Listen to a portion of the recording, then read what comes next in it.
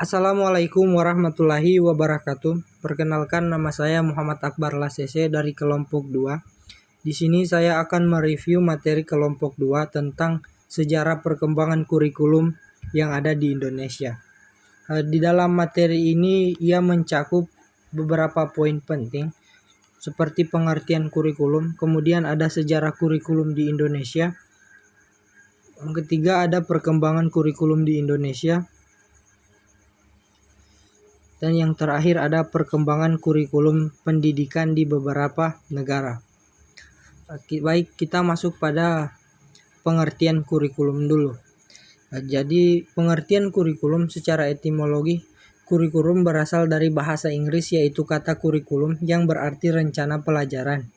Kata kurikulum sendiri berasal dari kata kurkure yang berarti cepat, tergesa-gesa, menjelajahi, menjalani, dan berusaha. Hasibuan 1979.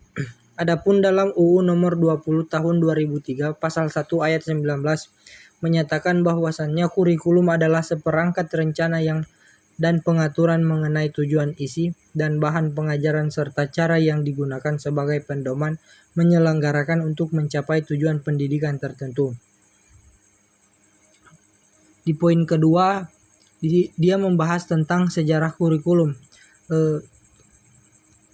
Jadi dalam perjalanan sejarah sejak tahun 1945, kurikulum pendidikan mengalami perubahan, yaitu di 1947, 1952, 1964, dan lain-lain. Kurikulum yang digunakan di Indonesia pra kemerdekaan dipengaruhi oleh tatanan sosial politik Indonesia. Pada masa penjajahan Belanda, ada hal yang khas dari sistem pendidikan Belanda, yakni pembedaan sekolah antar rakyat pribumi dengan anak-anak bangsawan, dan anak-anak Belanda. Sekolah tersebut terus berlangsung sehingga Belanda kalah dari sekutu dan kemudian diganti oleh Jepang. Pada zaman Jepang, perubahan yang terjadi adalah tidak adanya jenis sekolah mulai berlaku jenjang sekolah yang berlaku secara umum. Berlaku lama waktu sekolah pada setiap jenjang pendidikan secara menyeluruh dan dominasi aktivitas pertahanan negara. Baik, kemudian kita masuk pada perkembangan kurikulum di Indonesia. Di sini dia menjelaskan tentang kurikulum dari tahun ke tahun. Kurikulum di tahun 1947 ini adalah kurikulum pertama sejak Indonesia merdeka. Perubahan arah pendidikan lebih bersifat politisi. Saat itu mulai ditetapkan asas pendidikan ditetapkan Pancasila. Kurikulum ini sebutan Rejana Pelajaran 1947 dan baru dilaksanakan pada 1950. Kurikulum ini lebih menekankan pada pembentukan karakter manusia Indonesia merdeka, berdaulat, dan sejajar dengan bangsa lain di muka bumi ini. Fokus Rencana Pelajaran 1947 tidak menekankan pendidikan melainkan hanya pendidikan watak kesadaran bernegara dan bermasyarakat. Kemudian kurikulum di tahun 1942, adanya kurikulum ini merupakan penyempurnaan kurikulum sebelumnya. Jadi kurikulum di 1952 itu upgradean dari kurikulum 1947. Kemudian kita masuk pada kurikulum 1946 atau Rencana Pendidikan 1946, merupakan penyempurnaan juga dari kurikulum sebelumnya. Kemudian kurikulum 1948, kurikulum pertama sejak jatuhnya Soekarno dan digantikan Soeharto, bersifat politis dan menggantikan Rencana Pendidikan 1964 yang dicitrakan sebagai produk Orde Lama. Kurikulum ini bertujuan membentuk manusia Pancasila sejati, kuat dan sehat jasmani, mempertinggi kecerdasan dan keterampilan jasmani, moral, budi pekerti, dan keyakinan beragama. Kurikulum 1948 merupakan perwujudan dari perubahan orientasi pada pelaksanaan Undang-Undang 1945 secara murni. Kemudian kurikulum 1975. Pemerintah memperbaiki kurikulum pada tahun itu Kurikulum itu menekankan pendidikan lebih efektif dan efisien. Menurut Majito, Direktur Pembinaan Pendidikan Nasional kala itu, kurikulum lahir karena pengaruh konsep di bidang manajemen MBO atau manajemen by objektif yang menekankan pada pendidikan lebih efisien.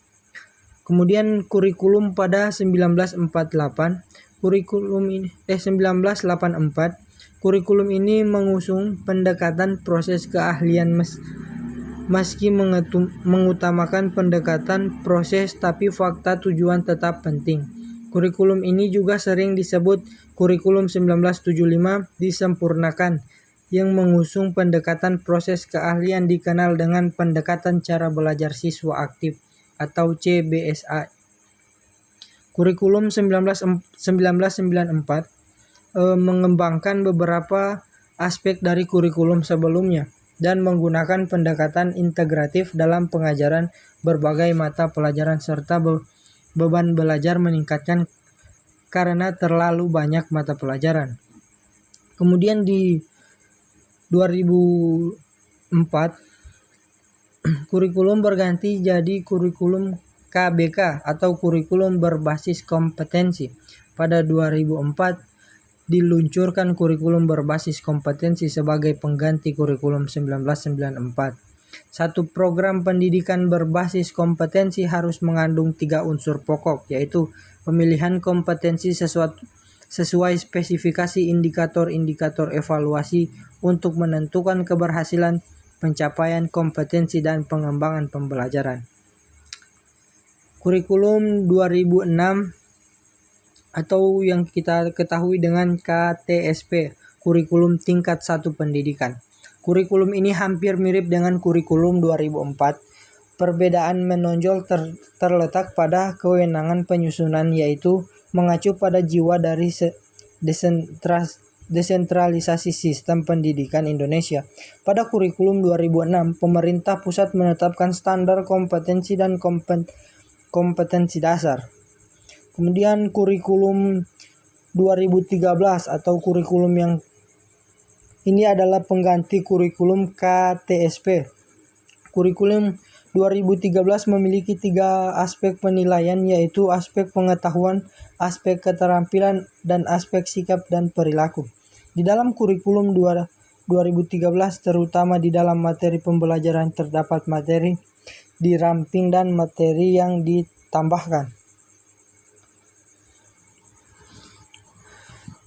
Kemudian kita masuk pada materi selanjutnya, perkembangan kurikulum pendidikan di beberapa negara.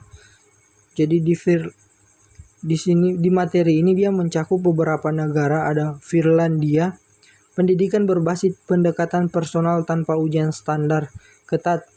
Guru memiliki kebebasan penuh dalam mengatur metode pembelajaran, menekankan kreativitas, berpikir kritis, dan keseimbangan antara akademik dan keterampilan hidup. Kemudian Singapura, kurikulumnya menggunakan sistem pendidikan berbasis kompetensi dengan standar akademik tinggi, fokus pada sains, matematika, dan teknologi sejak dini. Kurikulum fleksibel dengan banyak jalur pendidikan sesuai dengan kemampuan siswa. Kemudian ada Jepang, kurikulum berbasis disiplin, kerjasama, dan pembentukan karakter. Kemudian menekankan keseimbangan antara akademik, budaya, dan olahraga, menggunakan metode pembelajaran berbasis eksplorasi dan pemecahan masalah. Yang terakhir ada Amerika Serikat, kurikulum berbasis standar negara bagian buka nasional, fleksibel dengan berbagai metode pembelajaran yang dapat disesuaikan oleh sekolah. Fokus pada keterampilan abad ke-21 seperti berpikir kritis dan problem solving. Sekian review materi dari saya akhiri, wabillahi taufiq wal hidayah. Wassalamualaikum warahmatullahi wabarakatuh.